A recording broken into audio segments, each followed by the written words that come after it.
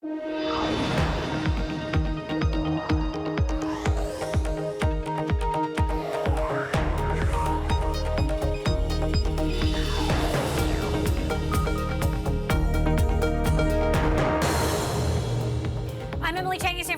this is Bloomberg Technology. Coming up the next hour, tech giants visit the White House. The Trump administration hosts some of the biggest U.S. tech companies to talk about the fallout from the trade war with China and the ban on Huawei.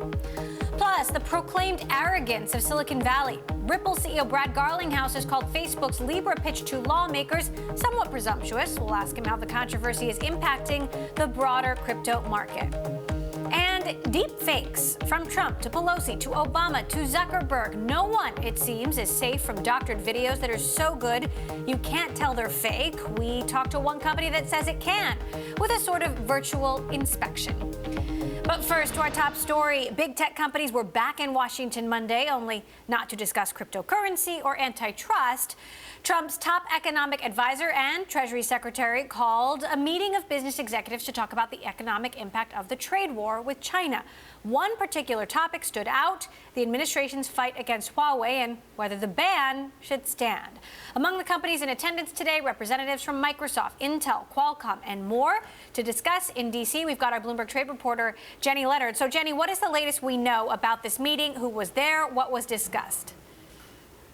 Yeah, Emily, so what we know is that the meeting was called basically to hear a view from the business perspective of this whole debate, because we do hear a lot about the Huawei fight from the hawks in the administration, from the hawks on Capitol Hill, who obviously are in favor of a totally decoupling of supply chains. So this is basically the company's opportunity to make their case for why they should continue selling to Huawei. And who was there? We know of Qualcomm, Micron, Cisco, and a few others that we're still trying to confirm. But the invitation list was pretty broad in terms of companies that are affected by this. And these companies have sent a letter to Commerce Secretary Wilbur Ross a couple weeks ago, making actually their case in writing, making their case also in, private meetings at the Commerce Department. And now this is basically their, second run at it with a broader audience. The Commerce Secretary today was also in the meeting, but he's heard their case before. So this is new now to Kudlow and Mnuchin in terms of why these companies want to continue selling their stuff. All right, we'll be watching for any headlines from this meeting. Our own Jenny Leonard, thank you so much for that update. We do want to get a lawmaker's look now at the case against Chinese tech and the alleged threat to U.S. national security. I want to get to Capitol Hill, where Congressman Ruben Gallego of Arizona's 7th District is standing by. Congressman, thank you so much for joining us. So you've been one of the leading critics on the U.S. stance towards Huawei. What's your take that this meeting is happening at all? I think this is a very dangerous meeting. Huawei is not an independent actor. It is an arm of the Chinese intelligence agency. We cannot trust that us empowering and doing business with Huawei will not end up having negative consequences for us. As a matter of fact, you just read the Washington Post this last weekend. Huawei was working with a shell company in North Korea, supplying them with technology that was explicitly banned through our sanctions regime. This is why we have joined in a bipartisan manner with Congressman Gallego from Wisconsin to try to make sure that we actually enforce a Huawei ZTE sanctions regime that we think is being effective. And the president should not do one-off trades for farm goods for something that could significantly impact the future of both our country as well as our allies' country in terms of information technology. Now, there are some in the U.S. business community, including many high-level tech CEOs, who will tell you privately they've seen no evidence that Huawei uses its equipment to spy on the U.S. or anyone else. What would you say to them? Well, again, I hope they would just read the Panda Shell Corporation that was set up in North Korea to allow Huawei to essentially do business with North Korean companies that we have sanctioned. So clearly this company, Huawei, is not operating on the up and up. Number two, it is well known that among Chinese companies, it is part of their mandate that they must make anything available and any assets available to the Chinese government. And while I respect a lot of these companies, their goal is to have the highest amount of profit margins for their corporate shareholders. As a member of Congress, the most important thing for me is our national security. And this sends a very bad message also to our allies overseas, who we are trying to convince also not to incorporate Huawei into the national security technology apparatus, because it makes us, as partners, it makes it very difficult for us to actually share information with them. Now, you're referencing a report in the Washington Post that Huawei has partnered with a Chinese state-connected company, Panda, as you say, on projects in North Korea to improve things like, for example, their wireless infrastructure, and has been partnered with this company, according to the Washington Post, for 8 years. Now, when the president was asked about this story, he didn't seem particularly alarmed. He said the U.S. will lead on 5G. We'll see what North Korea does. How does this new potential revelation about Huawei in North Korea. Huawei has denied any work in North Korea. How does that change your level of objection here? Well, it certainly makes me want to, obviously, clearly, I object even harder about this, and I think other corporations as well as other members of Congress should be worried about this. The fact that the president doesn't seem to understand the problem, the scope, really tells you that we should question his judgment when it comes to his decisions on this very key, important national security issue. Again, I think this president does not understand the full scope of what's happening and what could happen if Huawei should be able to have access to our information technology market as well as our allies, and is just trying to be essentially play one trade war against each other.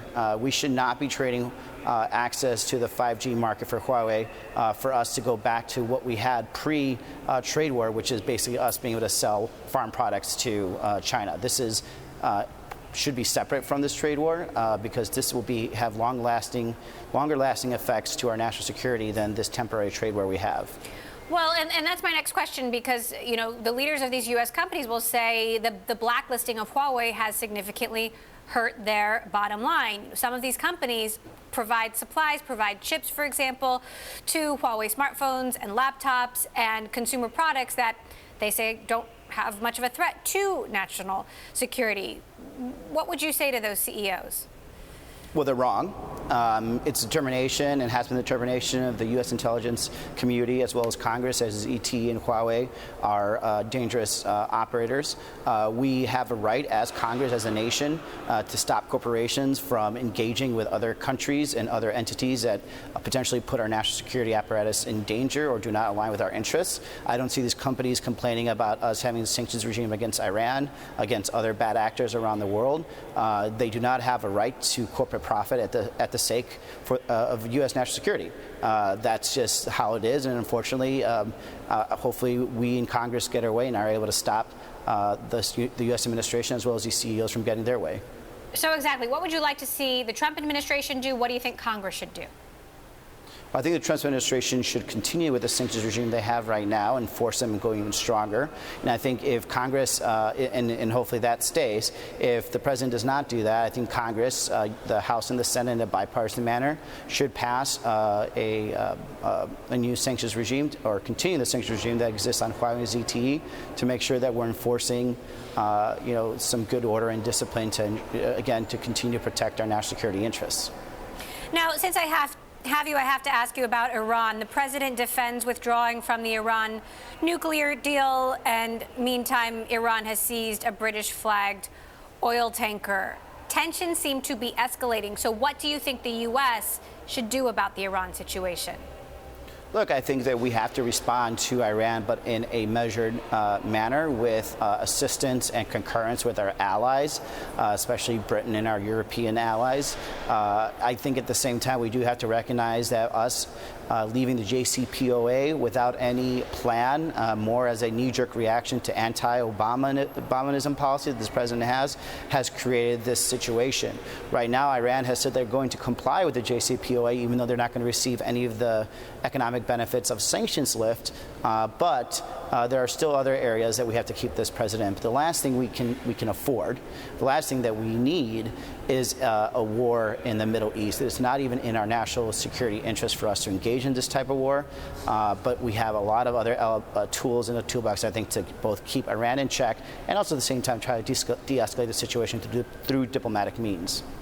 And speaking of the tensions here at home, the president under fire for now multiple days for what some have called racist or racially charged language about 4 Democratic congresswomen, all women of color. Do you believe the president's remarks have been racist and that he is stoking racial tension, especially given his response or the lack thereof to supporters at his rallies calling "send her back"? Yes, of course. Look, this is not the first time the president has used race as a way to engage his base and enrage his base. Let's remember that this president started off his political career basically accusing President Obama of being born in Africa and snuck into this country for some weird crypto reason. Then he, accused a Mexican-American judge that was born in Indiana of having dual loyalties. And so it's not surprising that he describes 4 American women as essentially not being American and not loving this country, and these women are of color. He does not describe, Nancy Pelosi or any other women that are white as being un-American or not loving the country. He's clearly trying to gin up a base of his support that is racist and does believe in these racist types of theories. All right. Congressman Ruben Gallego of Arizona, thank you so much for stopping by and giving us the time. Appreciate it. Thank you for having me. Okay. Microsoft has gained a prominent cloud computing customer from the field of artificial intelligence. The software maker has agreed to invest $1 billion in a partnership with the research group OpenAI. Industry stars like Elon Musk and Peter Thiel committed at least $1 billion to OpenAI when the nonprofit was created in 2015.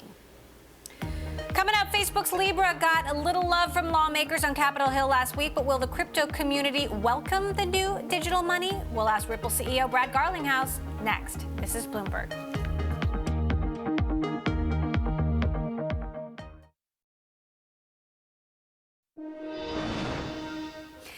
Let's take a look at how some of the major cryptocurrencies fared Monday. Looking at Bitcoin, Litecoin, Ethereum, and Ripple, we can see that all were down, except Ripple. This has fallout from Facebook's controversial cryptocurrency project dubbed Libra continues.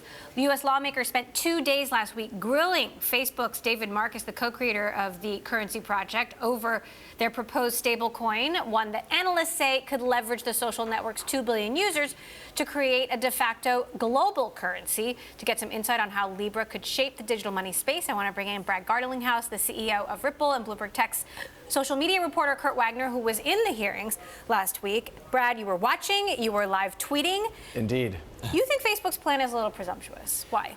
I think they've taken a very bold, ambitious effort, which is part of what makes Silicon Valley great, right? We have these incredible entrepreneurs who think big, think outside the box. I think it was a little bit, maybe more than just ambitious, maybe a little bit arrogant to take the approach of, hey, we're going to build, the white paper articulates a new currency. I think the US dollar actually works pretty well. One of the things I tweeted last week is a moment where I agree with the president on this. Like, we don't need a new fiat currency. The G20, the dollar, the pound, the yen. There might be some smaller markets where the Argentinian peso, that might make sense.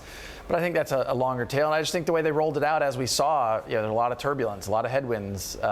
This will be interesting to see how that plays out. Now, Kurt, we talked a lot last week about the level of skepticism and ire, one lawmaker comparing it to 9/11 and the level of danger. Right. But what's happening now? Now that this hearing has happened, what's next? Well, that's up to kind of Facebook to figure out, because they've announced, hey, we have this group of 28 different partners that are going to be part of the Libra Association that actually oversees this currency. But right now, there's no charter for that organization. There's no payments that have been made. And so at this point, it's just kind of a continue to talk about regulation, but also on Facebook's side, they need to get their team together here to actually get this moving forward, because right now it's just a white paper. It's an idea, but it's not actually something that's tangible. Now, Brad, do you think that regulators will let Libra happen in the U.S.?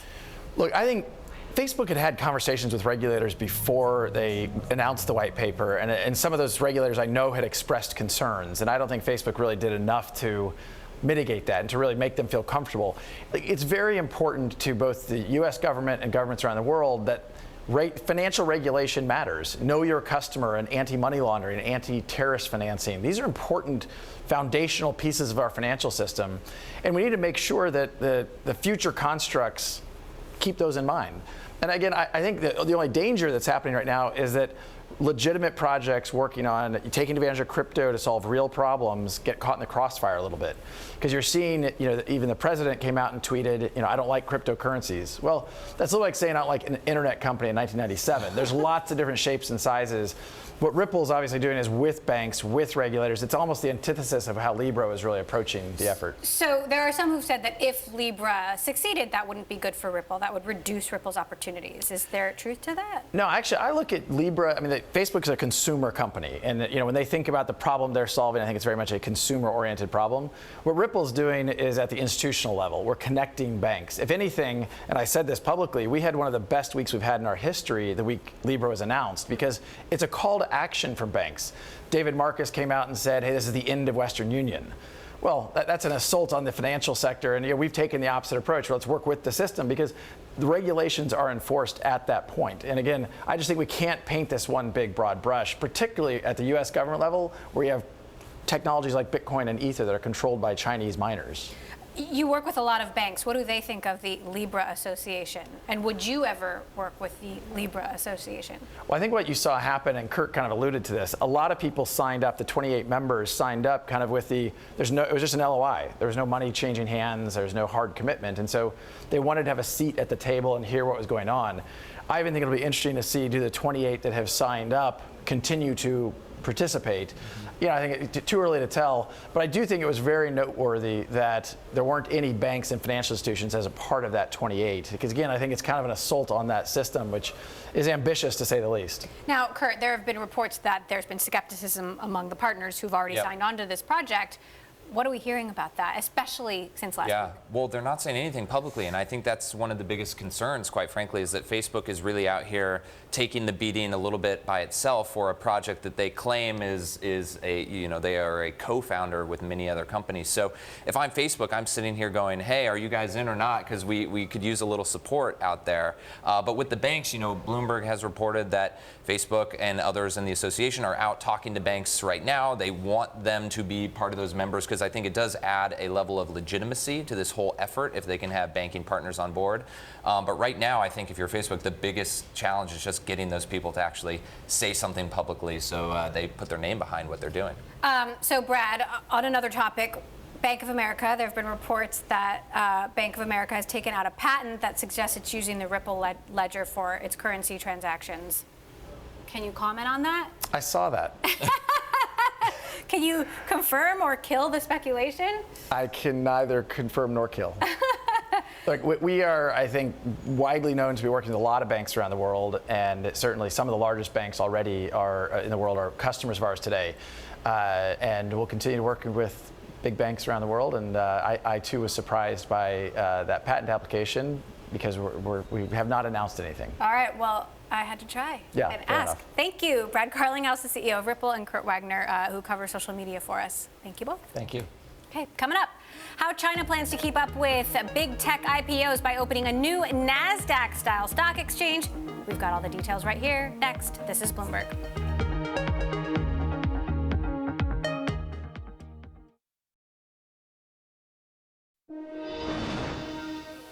In China, a trading frenzy gripped the opening of the country's new NASDAQ-style stock exchange. The first 25 companies that made their debuts rose an average 140%. The so-called star market is China's attempt to avoid losing the next Alibaba to exchanges in New York or Hong Kong. We caught up with China Renaissance Group CEO Bao Fan at the launch of the new stock exchange. China Renaissance has worked with many of the country's top tech startups. Roaring start it is, huh? But I think it's well expected, all right? Given all the anticipations, the limited supply, I think I'm not terribly surprised by the first day performance, but I think that's the beauty of a new market. It's going to take some time to settle down, and we definitely see more supply of the new listed company in the pipeline. So I think it's the new market have a little bit of enthusiasm is not bad, but longer term, I'm sure the investor will become a lot more rationalized. Right. I mean, this isn't the first time China has tried to create an alternate venue with looser regulations. We saw that huge boom and bust with the Chinex in 2015. What's different this time? But what's different is a well-defined timetable, and it's all about disclosures. In the end, it's not about whether you meet a certain requirements for these things. At the end of the day, it's about disclosures. So that's a process, for us who actually represent a lot of Chinese tech companies listed overseas, we're quite familiar with. So for us, actually, it is a quite interesting, change of the concept. And there's been some concern about the quality of names that have listed. For a country that has the most unicorns after the United States, there are no high-profile household names. So what's your view on that? From the launch of the concept to implementation, it's barely 6 months. So I think in terms of the first batch of company, a lot of them actually are there, not necessarily because they are the absolute, best technology companies in China, but oftentimes because they are the ones actually ready for IPO. But having said that, we actually gone through a lot of the companies. I'm actually sitting on the advisory committee for the stock exchange as well. I would say the first batch of companies overall quality is pretty good. And how much do you see this shifting the balance of listing from New York and Hong Kong to mainland China? I mean, the U.S. is still a very attractive place given the opportunity to raise U.S. dollars amid capital control rules. I think these are different markets. U.S., Hong Kong, and China, including the stock markets, will all have a different focus. U.S., I think if you're large cap companies in U.S., you have a perfect comp. This is the best place to go because it's the most liquid, broadest, capital markets in the world. Hong Kong, obviously have through the Connect to have liquidity to the China market. And if you're a consumer internet companies with a unique business model, Hong Kong is probably your top pick. And if you're what we call a hard tech company, right? Technology-driven, technology-based company, semiconductor companies, hardware companies. China is probably the best choice. So I think, from our perspective, we're investors as well. It's always good to have more options. I think eventually the Chinese tech companies, entrepreneurs also will find that, they will group towards, different selections. That was Bloomberg's Selena Wang with China Renaissance Group CEO Bao Fan. Coming up, deepfakes are continuing to pop up across the internet, creating problems for lawmakers and social media companies alike. How one company is attempting to stop the spread of misinformation. Next, this is Bloomberg.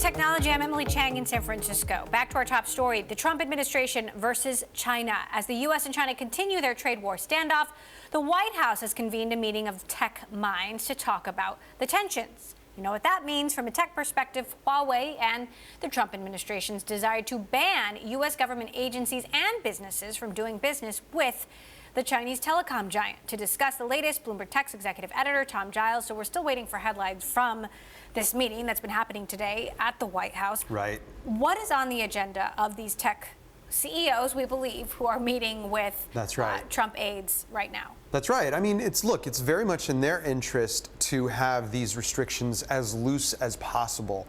Their view is that we are leaders in chip making and other technologies that we sell to Huawei. To maintain our leadership, we want to maintain this, keep this market open. We want to continue to invest in, U.S. leadership in this technology. And so, and in their view, this doesn't represent a threat to national security. This is part of the 5G buildup, the global 5G build out.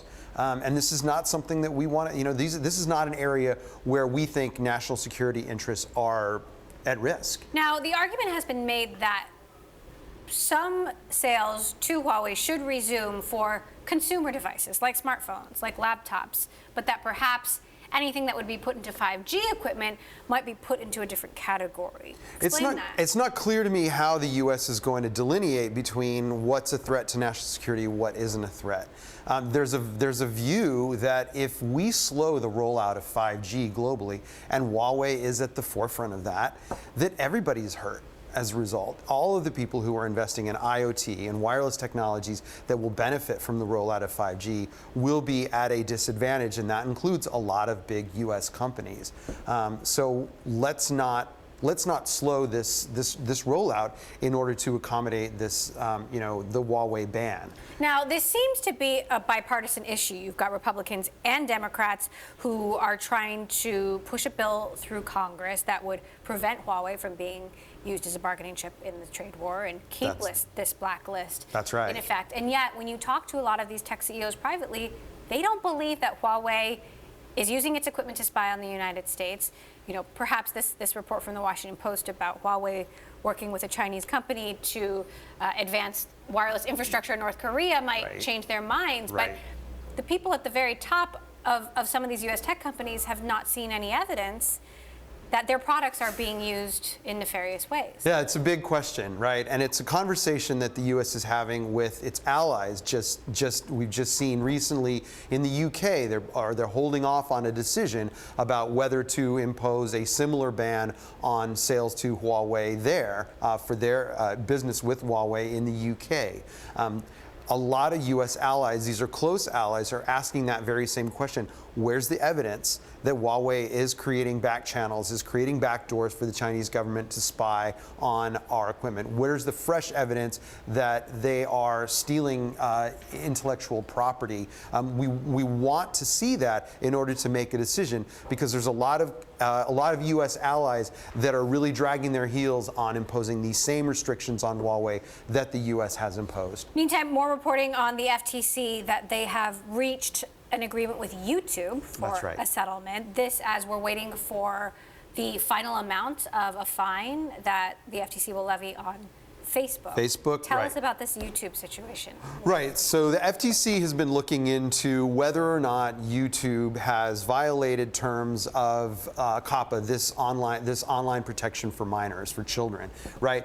U.S. has strict rules around advertising that can be shown to children and the types of data that companies are allowed to collect and keep on children. The allegations are, and what the FTC has been looking into, is whether YouTube has been in violation of it. Again, ads to minors and data collection around minors. The sense is that YouTube has transgressed those rules in some way, and we know that they've reached a settlement. We don't know the amount yet. Certainly, in the case of Facebook, and we and others have reported that it's going to be in the neighborhood of $5 billion. That's on separate allegations that Facebook has also transgressed certain rules that the FTC enforces. All right, we'll keep on it. Tom Giles, our executive editor, thanks so much. Meantime, Apple is said to be in advanced talks to buy Intel's smartphone modem chip business. This, according to a report from Dow Jones. The deal is expected to cover a portfolio of patents and staff valued at more than $1 billion or more and could be reached in the next week, according to people familiar with the matter. Joining us to discuss, Bloomberg's Mark Gurman, who covers Apple. So, Mark, what does this mean?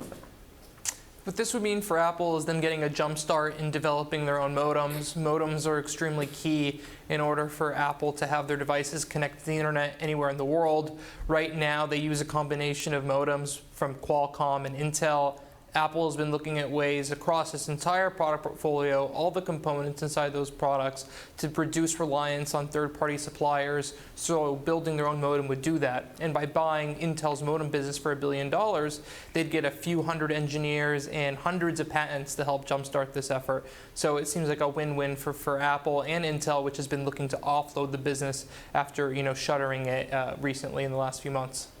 Interesting. We'll continue to follow that one. Meantime, you've got a new piece about Apple's COO, Jeff Williams, who has Tim Cook's old job. You talked to a lot of current and former employees about his management style. With Johnny Ive leaving, he now has basically the entire design team reporting to him.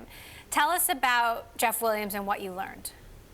Yeah, Williams is a very respected manager, the CEO of Apple, and he does more than his title seems to indicate, even though COO is a pretty big number 2 title. He oversees all product development at Apple. He's in all those meetings with the lower level engineers, but he's also a pretty modest guy. His big beach house on the coast of California he calls a shack. He has a knack for being pretty modest at work, right? He used to drive a Toyota Camry, even though he was at, executive levels. Not that there's anything wrong with the Camry. He would bus or cycle between office meetings with, far more junior employees. So, he's pretty much on the ground with the engineers, visits the factories very often as well. So he's a big part of what keeps the trains at Apple running. And if something were to happen, God forbid, to Tim Cook in the near term, he would be able to step in, and there likely would not be any hiccups at the top of Apple. Right. A wink, wink in your story about him possibly being the heir apparent. Bloomberg Tech's Mark Gurman, thanks so much for your reporting.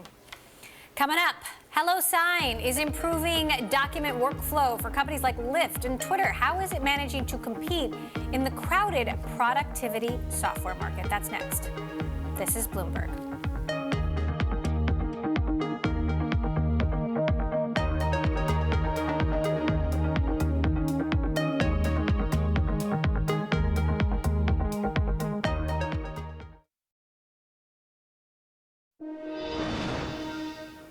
Now it is time for our work shifting series, where we take a look at how businesses are leveraging technology to improve workflow. And the productivity startup HelloSign wants to simplify everything from PDFs to onboarding paperwork. The e-signature company provides digital contract and document solutions to over 80,000 customers, including Lyft, Instacart, Target. In January, the company was acquired by Dropbox for $230 million as the two companies look to expand enterprise sales. Joining us to discuss, HelloSign CEO and co-founder Joseph Walla. Joseph, thank you so much for joining us. Thanks for having me. So what's it like being part of the Dropbox family? What opportunities does that open up? Yeah, love it. They're an amazing group of people, super thoughtful. This all happened very organically. Back in the fall, we were working on a partnership together. And the more time we spent together, we just felt this huge alignment from a vision standpoint. We're both very passionate about simplifying work. From a go-to-market standpoint, we both have freemium go-to-market strategies with inbound sales models. From a team culture alignment, they're just every person I met over there just felt like we were part of the same company, and we have this very rare chance to dramatically accelerate our vision. So just the more time we spent together, the more it felt like a no-brainer. And 6 months later, a lot of those things have been validated. A match made in heaven. Yes. How is HelloSign different from DocuSign, and how do you believe you're faring against the competition? Yeah, there's a couple of different ways that we think about the market. The biggest thing is that we think our biggest competitor is actually pen and paper. A lot of folks out there, the vast majority are actually still print, sign, scanning, or they're physically taking documents and moving them between desks. We are in a tech hub here. We think everything's digital, but you go back to my home state of Minnesota, you go to other countries, you go to other states, people are still using paper. And then I think the biggest thing is that this is a $25 billion market with only 3 to 5% market penetration so far. And so strongly believe we're still at the beginning of a very big blue ocean. And then the other couple things we think about is our sweet spot is in this 250 to 1,000 person company size range with some pull-up market. And so that's where our strength really is. And then, you talked about Lyft, AAA, Instacart at the beginning of the segment. A lot of those folks pick us for our best user experience. So how do you convert your users to paying customers? Yeah, so like a lot of freemium models, we have a certain amount of functionality that they can use for free, and then as their needs increase, so maybe they need like branding, they need additional transactions, they need more sophisticated, team managements and controls, then we upgrade them to various plans. So you have integrations with some big tech companies, Slack, Yeah. Salesforce, Google, Microsoft. Definitely. What about the concern that they will just do what you do and take your business, as they all try to improve their productivity offerings as well? Yeah, I mean, in the end, the way that I think about this is that a lot of times companies will pick what are they really good at and where can they truly excel. And when I think about these other companies, it's Slack is phenomenal at digital communication. Dropbox is phenomenal at content. A lot of these other companies are phenomenal at something. I don't know if it makes sense to just do what we do. And if they do, we got a pretty strong lead. All right, Joseph Wallach, co-founder and CEO of HelloSign. Thanks for having me. Thanks so much for stopping by. All right, well, as AI progresses, deep fakes are getting tougher and tougher to spot. How one company is attempting to combat video fraud next. This is Bloomberg.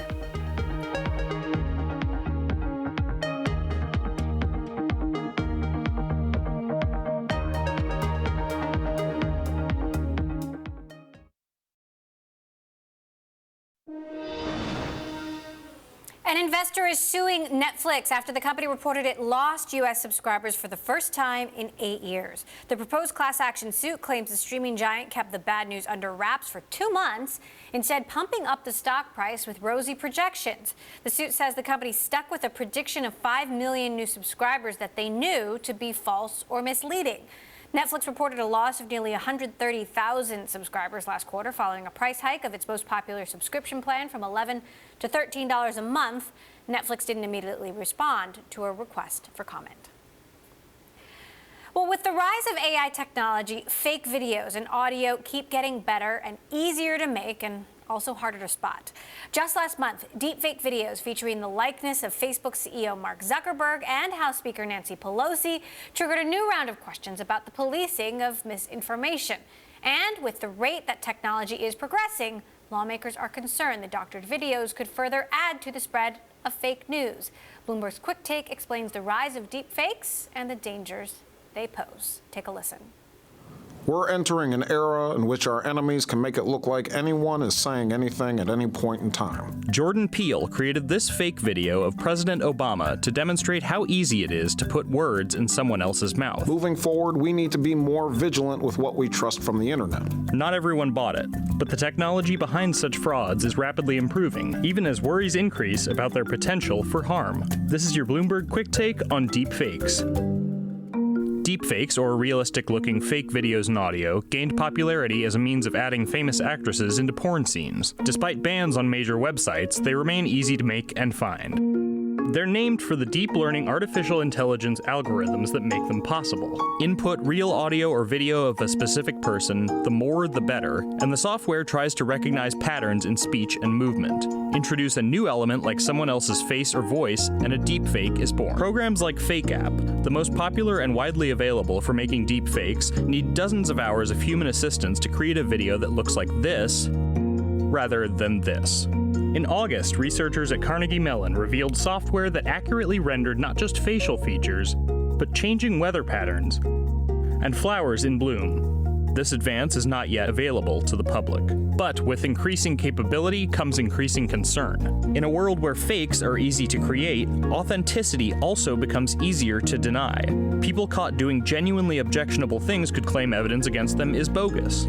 Fake videos can also be difficult to detect, though researchers around the world and at the U.S. Department of Defense have said they're working on ways to counter them. Deep fakes do, however, have some positive uses. Take Cereproc, a firm that creates digital voices for people who lose theirs from disease. Speech synthesis is the artificial production of human speech.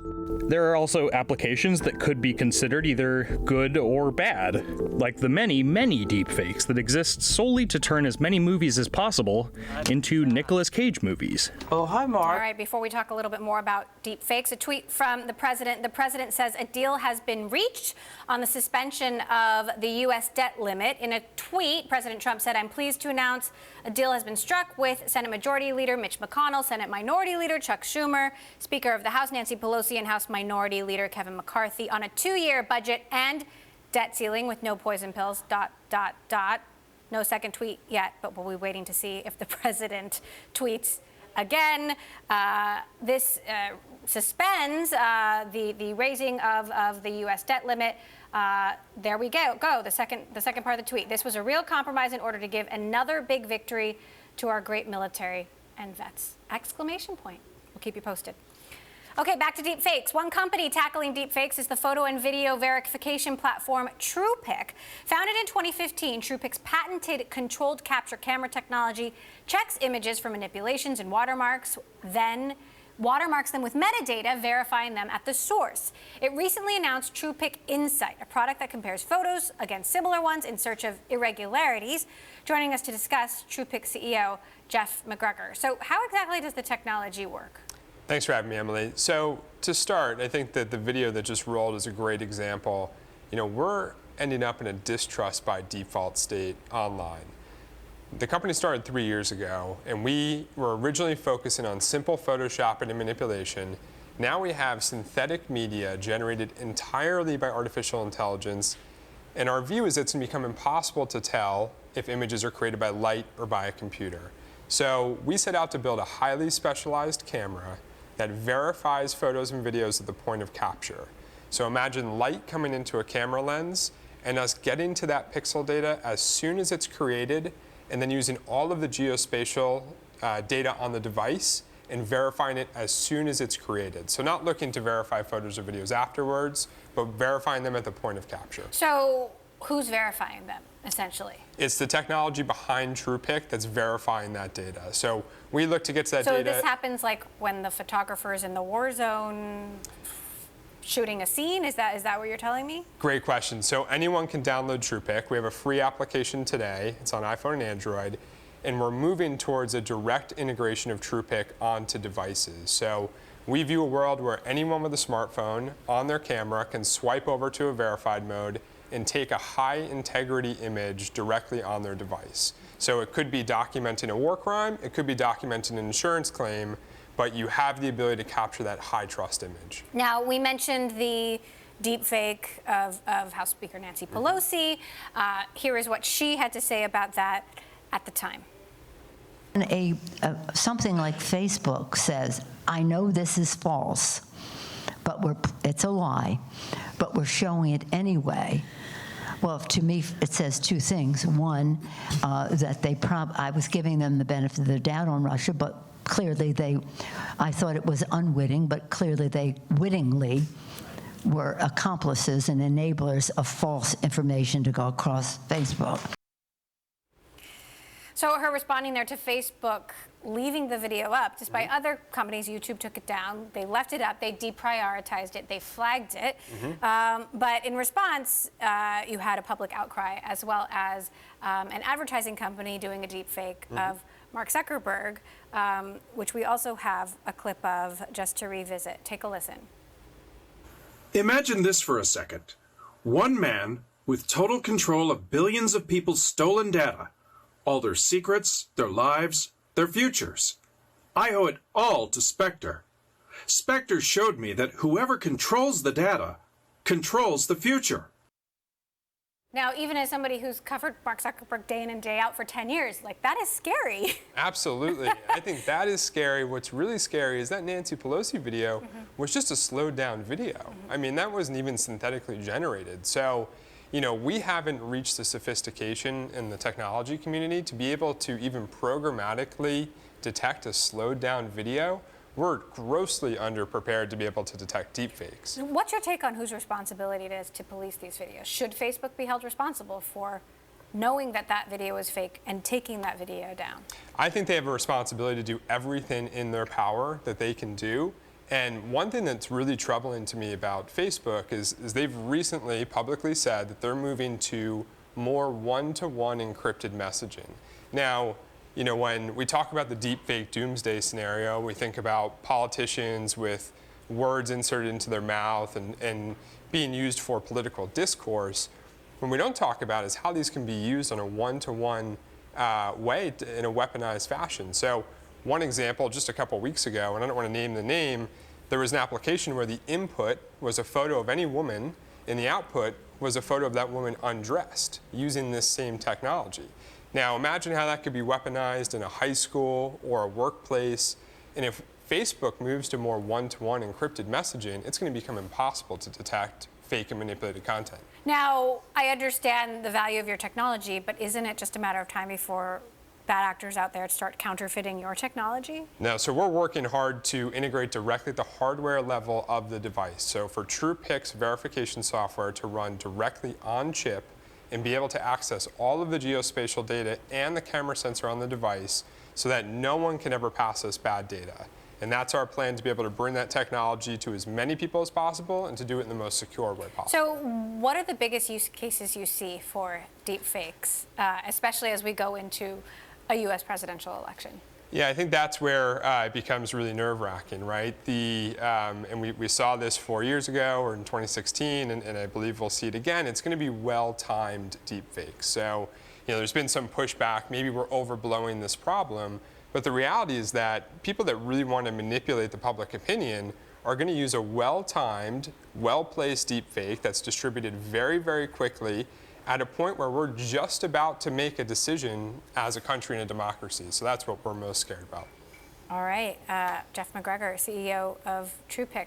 Fascinating stuff you're working on and trying to prevent. Thank you so much for joining us. Appreciate it. That does it for this edition of Bloomberg Technology. Wednesday, we'll be speaking to eBay CEO Devin Wenig live from Las Vegas at eBay Open, the e-commerce platform's annual seller conference. Do not miss that interview, 10:30 a.m. Eastern Time. And we're live streaming on Twitter. Check us out there at Technology. Be sure to follow our Global Breaking News Network TikTok on Twitter.